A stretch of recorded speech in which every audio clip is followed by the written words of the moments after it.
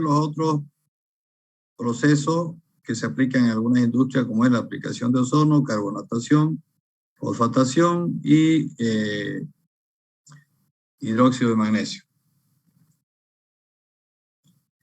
que son, diría yo, procesos alternativos a los dos mencionados, ¿no? Bien, entonces vamos a ver el blancamiento con ozono. Vamos a poner una imagen, a ver, para ilustrar. Ahí está. Está la sulfitación. Ahí están los ozonizadores.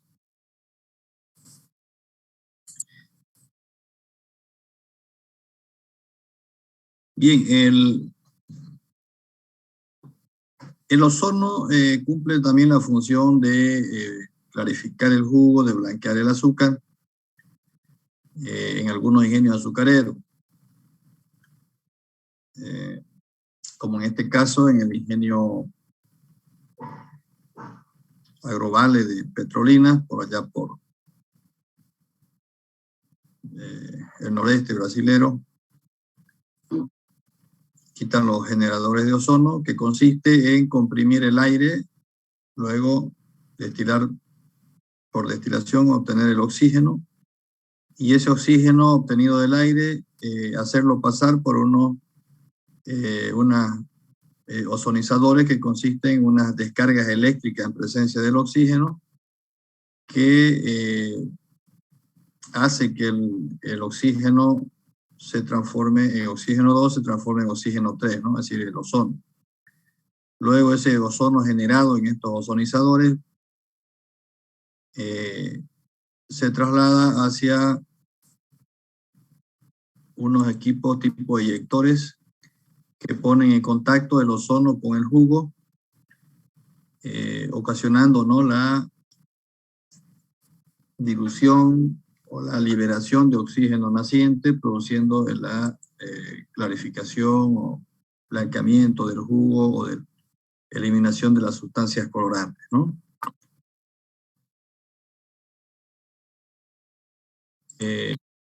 Hemos visitado justamente esta planta para ver estos equipos.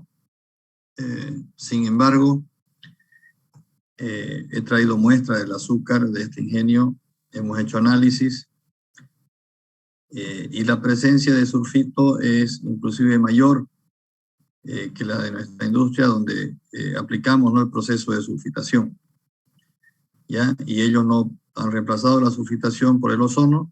Sin embargo, la presencia de sulfitos en el azúcar es mayor en este ingenio, que aplica ozono a la clarificación o el blanqueamiento con dióxido de azufre. Lo que quiere decir es lo que le explicaba cuando vi el proceso de sulfitación, ¿no? Los sulfitos que se agregan en el proceso de sulfitación, o el dióxido de azufre se transforma en sulfito, esos sulfitos después se transforman en sulfato y al final con el encalado salen como sulfato de calcio con los lodos en los decantadores o clarificadores, quedando siempre un remanente de sulfitos que, como les decía, en este caso que no aplican la sulfitación, son mayores que los nuestros. Lo que quiere decir que hay un sulfito como el azufre, así como el magnesio, como el calcio, como el fósforo, son necesarios para todo ser viviente, sea planta o sea animal o humano. Entonces los sulfitos son necesarios en relaciones necesarias en la materia prima y se mantiene en el producto final, ¿ya? Pero en proporciones mínimas, ¿no? Por decirle, las especificaciones técnicas del azúcar refinada en Bolivia establece 15 partes por millón de sulfito. Ya nuestra azúcar refinada, que hacemos la consulfitación, tiene 0,38, ¿ya? O sea, muy por debajo del mínimo establecido en las especificaciones del producto. Y otros ingenios que no aplican la sulfitación tienen igual 0,38, 0,37, o sea, es lo mismo, ¿ya? Lo que ratifica lo que les explicaba, ¿no? Los sulfitos que se agregan en el proceso de sulfitación salen como sulfato de calcio en la cachaza, en los lodos, en los decantadores, quedando el remanente, que ese es el mismo remanente que los ingenios que no aplican sulfitación, ¿ya? Y debe ser justamente el azufre o los sulfitos que vienen en la materia prima, ¿no? En este caso, el proceso de ozonización es un proceso que reemplaza al proceso de sulfitación para blanquear, ¿no?, el jugo y el azúcar producto final. Bien, vamos a pasar posteriormente al otro proceso que es ya la carbonatación, es la disolución o la dilución de dióxido de carbono en el jugo, ¿no? Formando ácido carbónico, que luego también sale como carbonato de calcio después del proceso de encalado, ¿ya? Normalmente la carbonatación, en este caso estamos hablando de tratamiento de jugo, entonces existe la tecnología para aplicar el proceso de carbonatación y posteriormente del encalado se forman las moléculas de carbonato de calcio, que son moléculas grandes parecidas a las del fosfato de calcio, pero livianas. Entonces, en jugo, normalmente el proceso de carbonatación se aplica cuando se tiene proceso de clarificación por flotación del jugo. Ya la tecnología existe, pero no es muy aplicada en la industria azucarera porque al ser el jugo un fluido de densidad baja, de viscosidad baja, entonces es más conveniente clarificar el jugo por decantación, ¿no?, por la acción de la gravedad y no por flotación. Entonces existe la tecnología de carbonatación y clarificación por flotación en el jugo, pero no he visto ningún ingenio, nos han ofrecido la tecnología, se aplica en algunas otras industrias, algunos otros procesos, pero en ingenio azucarero prácticamente el 100% de los ingenios aplican la clarificación por decantación y no como en este caso carbonatación, encalado y flotación. ¿Ya? Entonces, existe la tecnología, puede ser que algún ingenio en el mundo lo tenga, no conozco, porque es más coherente justamente por lo que le decía, la característica del fluido y de los sólidos en suspensión, separarlos por decantación, ¿ya? Pero ahí está la tecnología, algunas empresas las ofrecen, como les decía anteriormente. Luego viene el proceso de fosfatación. ¿Ya? El proceso de fosfatación es el agregado de ácido fosfórico o alguna sal de fósforo, ¿no?, al jugo. Pero esto se aplica únicamente en los ingenios azucareros donde la caña o el jugo tiene déficit de fósforo. ¿Ya? El fósforo es importante para el proceso de clarificación por decantación, porque el fósforo cuando se produce el encalado forma las moléculas de fosfato de calcio, que son moléculas grandes y de elevado peso molecular. Entonces, eso hace que ayude o coadyuve a la mejor clarificación del jugo, ¿ya? Entonces, el proceso de fosfatación únicamente se aplica en aquellas cañas o jugos de fósforo, ¿ya? Llamemos que aquellas cañas que tienen su contenido de fósforo menor a 250 partes por millón, es necesario aplicar el proceso de fosfatación, ¿ya? Aquellas cañas que tienen 300, 350, 450, 500 partes por millón no necesitan del proceso de fosfatación porque tienen la cantidad de fósforo suficiente, ¿ya? Entonces, las cañas y los jugos que son de difícil clarificación se llaman cañas o jugos refractarios, ya sea por déficit o por exceso.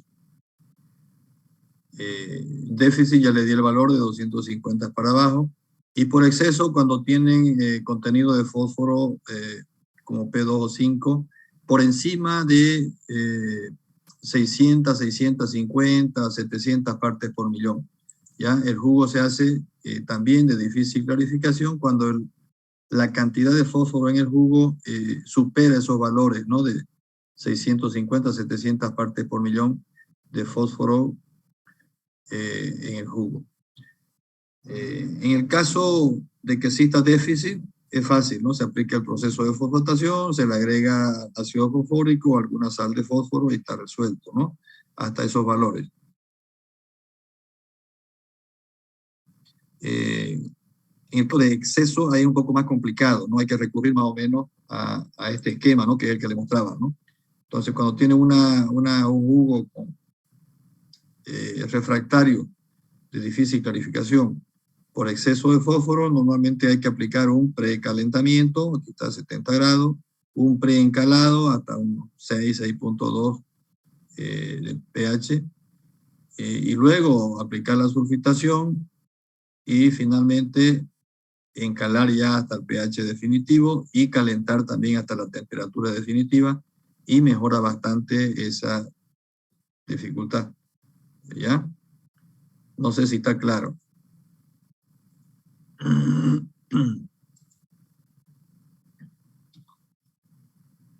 Bien, finalmente la aplicación de hidróxido de magnesio, que es una alternativa al proceso de encalado, en este caso sería encalado, pero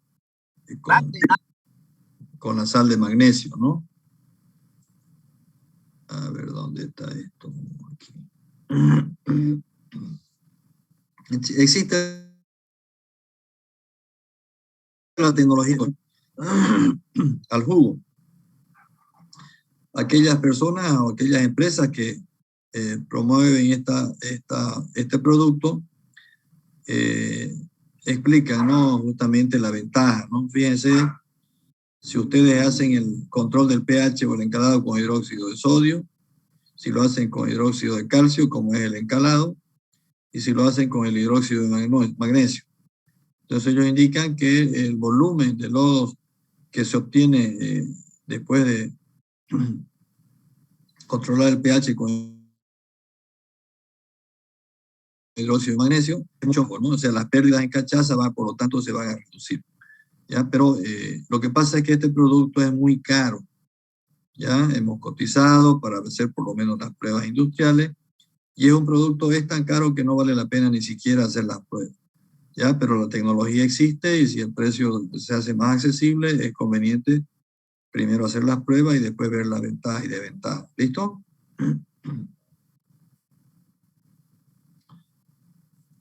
Entonces, hasta aquí serían los procesos químicos que se aplican al jugo justamente con el propósito de separar o hacer insolubles los sólidos disueltos, ¿no? Antes de pasar al proceso que vamos a ver enseguida. Luego viene el proceso de calentamiento de jugo, ¿ya? Ya son procesos físicos los que vienen de aquí en adelante. Entonces, el calentamiento del jugo tiene propósito, tiene varios objetivos, ¿no? Que se consiguen con el calentamiento de jugo. Es indispensable para el tratamiento de jugo este proceso, ya que en él se elimina la actividad microbiana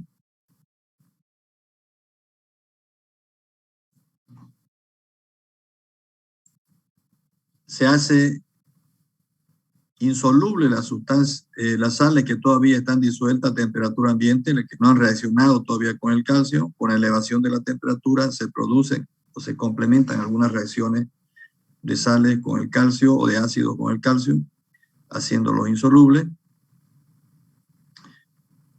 Tercero, elimina los gases disueltos en el jugo, sea oxígeno, sea dióxido, lo que tenga, elimina los gases. Es importante esa eliminación de los gases para que no interfieran después en el proceso de clarificación. Luego, con el calentamiento también se baja la tensión superficial, la viscosidad y la densidad del jugo, ¿no? Facilitando el proceso de decantación.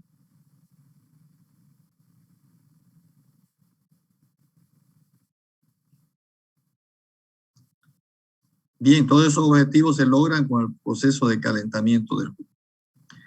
¿Hasta cuánto se debe calentar? Ya, mínimamente se debe calentar el jugo a 103 grados centígrados. Es preferible que esté un poquito por encima, 104, 105, no hay ningún problema, pero en ningún momento debe pasar el jugo al próximo proceso con una temperatura inferior a 103 grados centígrados, ¿ya? Tampoco es conveniente calentarlo muy alto, ¿no? 108, 109, 110 por seguridad, porque ya eso ayuda a generar más color en el jugo y en el producto final, ¿ya? Además que existe un consumo de energía innecesario.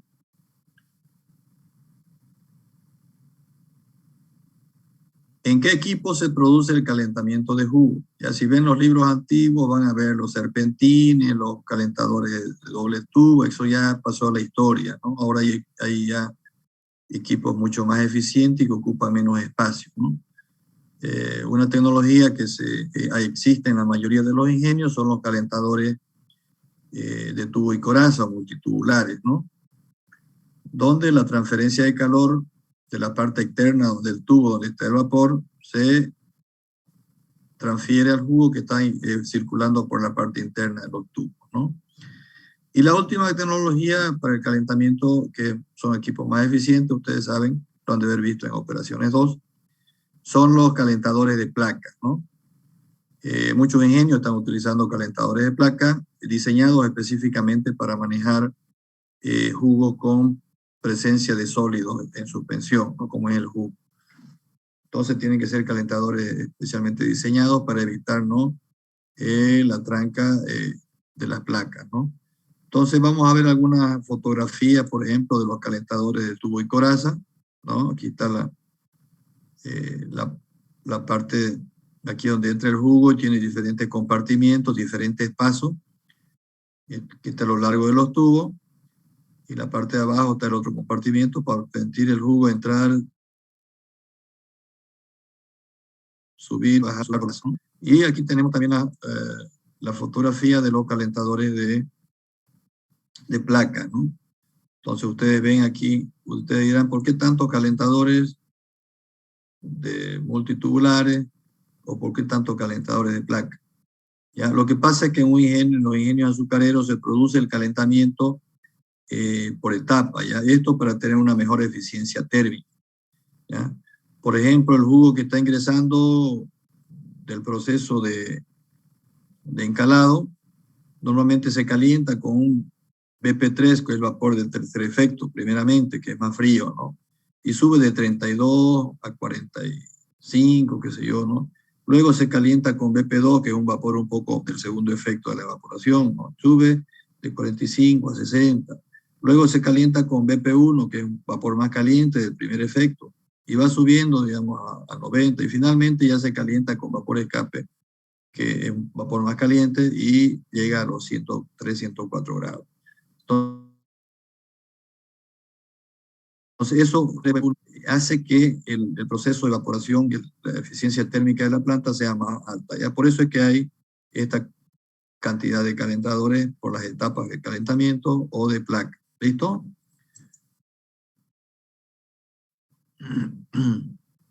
Ve, aquí están los calentadores en las diferentes etapas de calentamiento, ¿no? En este caso son multitubulares.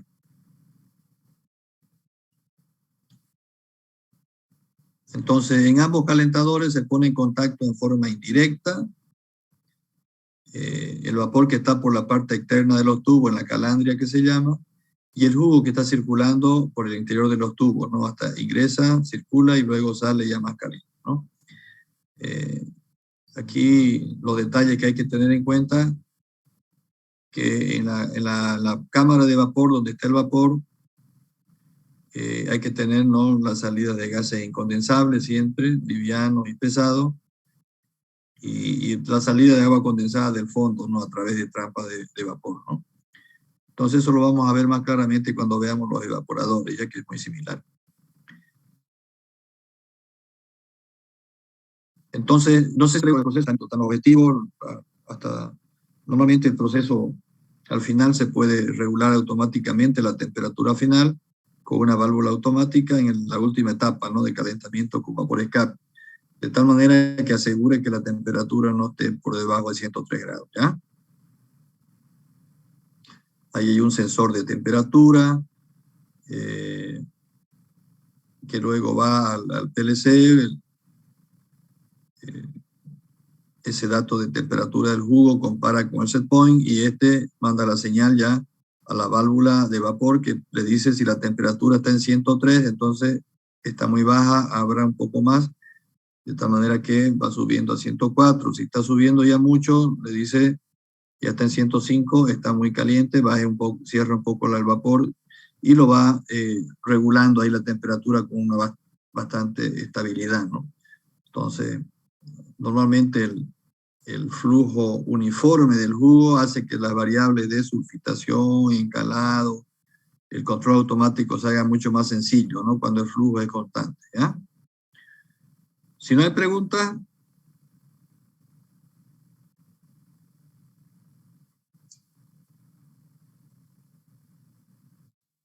Ingeniero, o sea, la mínima sería 103 y la máxima 106. Debe estar entre medio de Yo le eso. pondría 100, lo ideal es que sea 104, si puede controlarlo, que no esté muy más bajo de 103, ¿no? Ok. ¿Ya? Si tiene un sistema de control bien, su flujo es constante y el control lo controla bien entre 103 y 104, perfecto, ¿ya? Pero si ven que en algún momento está bajando de 103, es preferible que le den 105. Si su sistema de control es malo, es preferible que le den 106, ¿me entienden, no?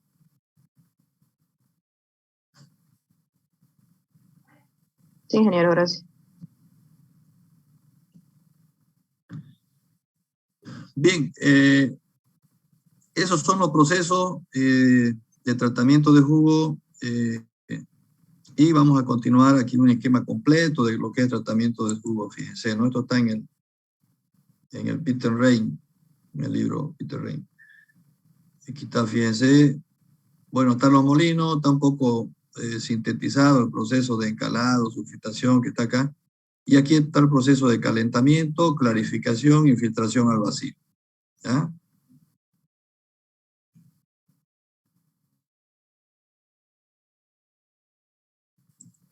Entonces hemos visto, aquí está lo de la extracción del jugo, entra la caña, el agua, el difusor en este caso, sale el jugo, o si es molino lo mismo.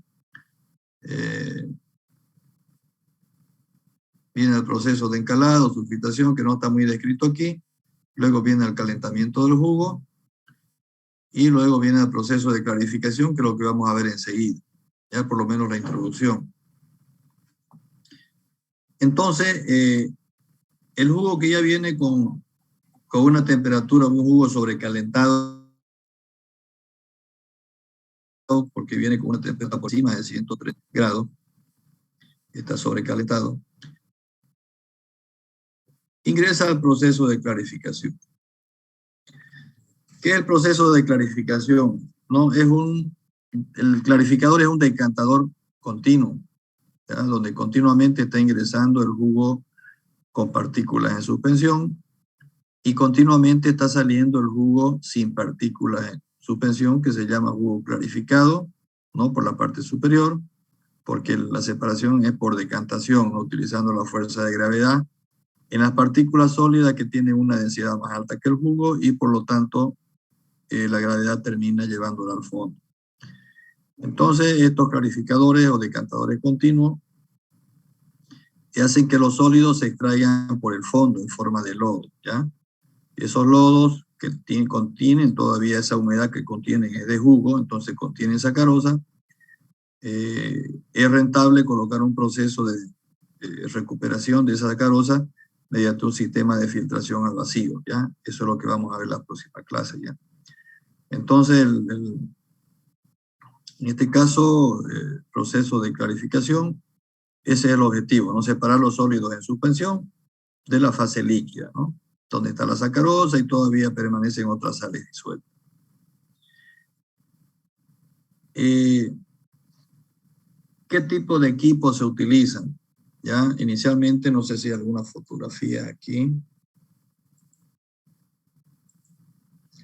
Inicialmente o antiguamente, que existen todavía algunos ingenios que los utilizan, existen los clarificadores de plato, ¿ya? Fíjense, aquí está el fondo, tiene un plato, dos platos, tres platos, cuatro platos, con este de aquí. Ya en este tipo de clarificadores de plato pueden existir los platos con la pendiente hacia adentro, que son o hay los otros con la pendiente de los platos hacia afuera, que son los Graver, ¿no? Graver o un modelo Quick Thickener que es un poquito más eficiente, pero con los platos hacia afuera, pero el principio es el mismo, ¿ya? Entonces, estos clarificadores, indudablemente que le entregan un jugo de excelente calidad, pero después aparecieron, fíjense, estos clarificadores rápidos que se llaman, ¿ya?